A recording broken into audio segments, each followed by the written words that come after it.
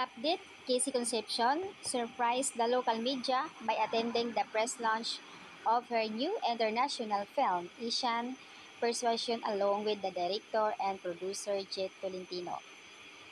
First time nga ni Casey makakasama dito sa international film.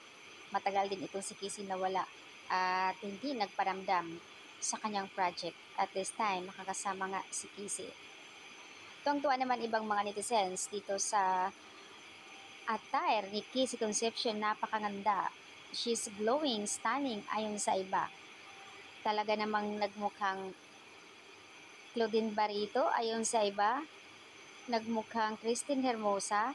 Walang kupa sa kagandahan ni Miss Casey Concepcion ayon dito sa mga comment ng pagbabahagi din ni Casey Concepcion formally announced sa kanyang acting comeback this year, starting with the first American film, Asian Persuasion. Casey stars alongside and the film actor Dante Basco and Pablo Montalban, as well as Bling Empire cast member of the Kevin Crader and the film.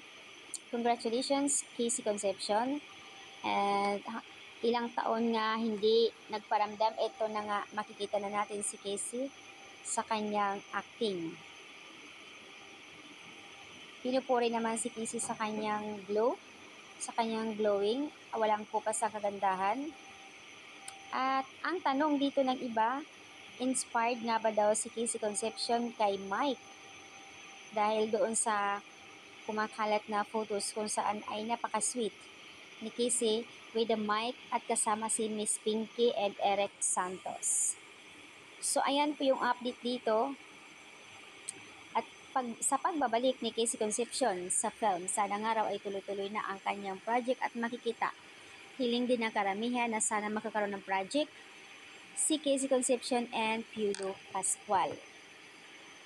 Sigurado tatangkilikan ng mga netizens, lalo na ang kanilang mga fans na PG Casey.